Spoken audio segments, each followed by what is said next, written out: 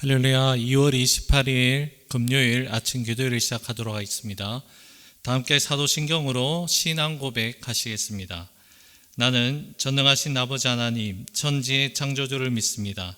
나는 그의 유일하신 아들 우리 주 예수 그리스도를 믿습니다. 그는 성령으로 잉태되어 동정녀 마리아에게서 나시고 본디오 빌라도에게 고난을 받아 십자가에 못 박혀 죽으시고 장사된 지 사흘 만에 죽은 자 가운데서 다시 살아나셨으며 하늘에 오르시어 전능하신 아버지 하나님 우편에 앉아 계시다가 거기로부터 살아있는 자와 죽은 자를 심판하러 오십니다. 나는 성령을 믿으며 거룩한 공교회와 성도의 교제와 죄를 용서받는 것과 몸의 부활과 영생을 믿습니다. 아멘. 찬송가 211장입니다. 통일 찬송가는 346장 값비싼 향유를 주께 드린, 찬송가 211장 통일 찬송가는 346장 값비싼 향유를 주께 드린 찬양 올려드립니다. 값비싼 향유를 주께 드린 막달라 마리아 본받아서 향기로운 산제물 주님께 바치리. 사랑의 주 내 주님께 연약한 자에게 힘을 주고 어두운 세상에 빛을 비춰 성실과 인내로 내 형제 이끌리. 사랑의 주 내 주님께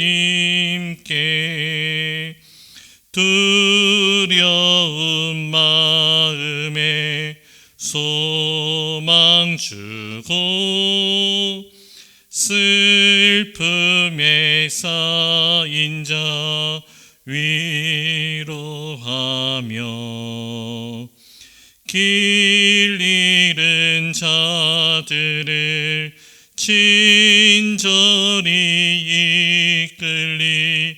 사랑의 주 내 주님께 인생의 황혼이 깃들어서 이 땅의 수고가 끝날 때에 주님을 섬기다 평안히 가리라. 사랑의 주 내 주님께.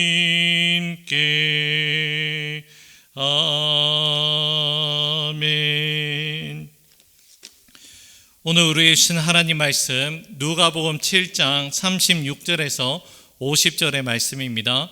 누가복음 7장 36절에서 50절 말씀 한 절씩 나누어서 교독하시고 마지막 절은 함께 읽도록 하겠습니다.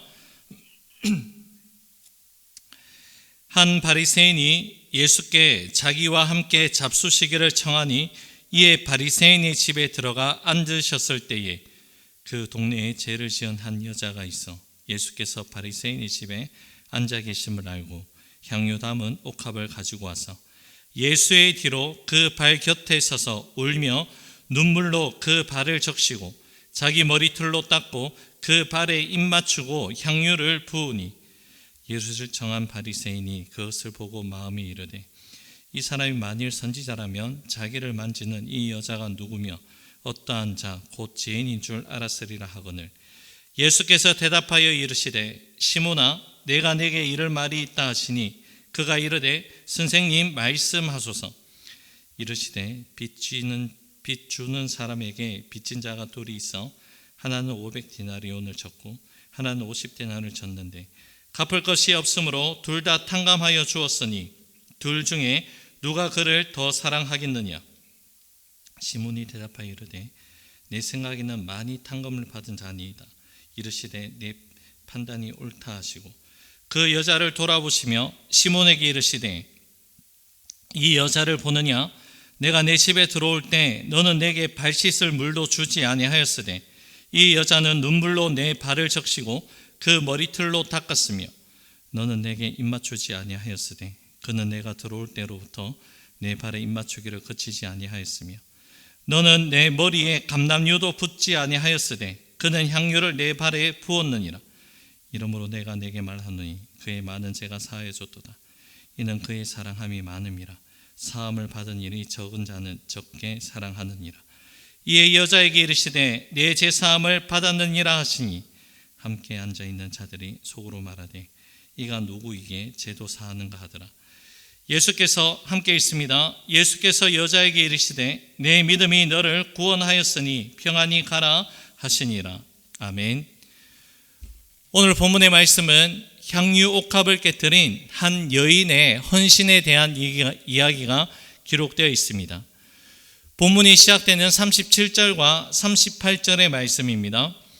그 동네에 죄를 지은 한 여자가 있어 예수께서 바리새인의 집에 앉아 계심을 알고 향유 담은 옥합을 가지고 와서 예수의 뒤로 그 발 곁에 서서 울며 눈물로 그 발을 적시고 자기 털로 닦고 그 발에 입 맞추고 향유를 부으니 시몬이라고 불리어지는 바리새인이 자신의 집에 예수님을 초청하여 식탁의 교제를 가지게 됩니다.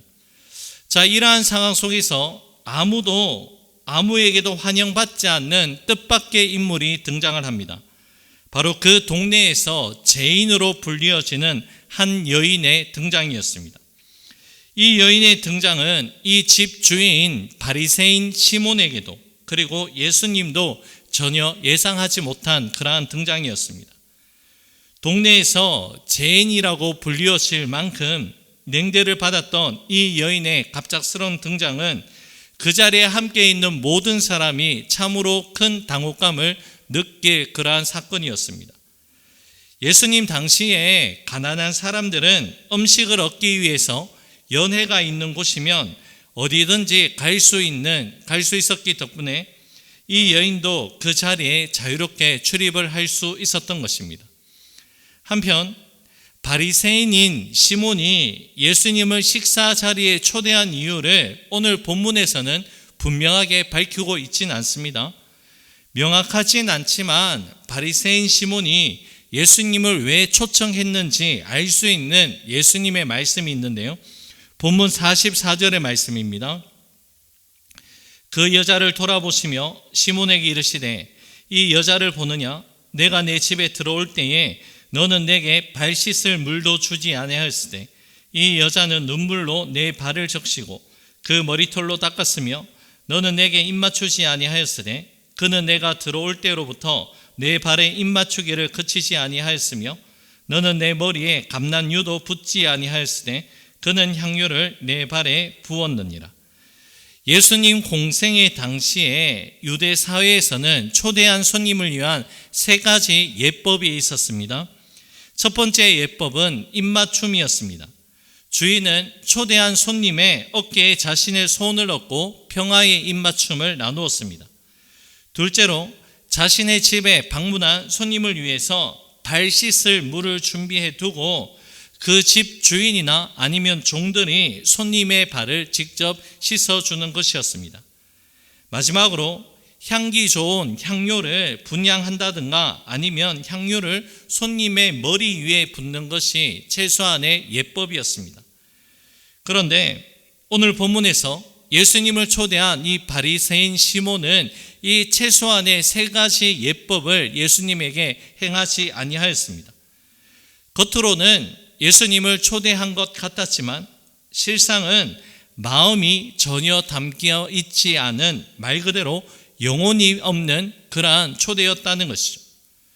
단지 예수님이 어떠한 사람인지 알고자 하는 호기심 수준이거나 아니면 당시의 바리새인들이 그러하였던 것처럼 예수님을 책잡기 위한 초대로 이 모든 일들이 시작이 된 것으로 추측할 수 있습니다.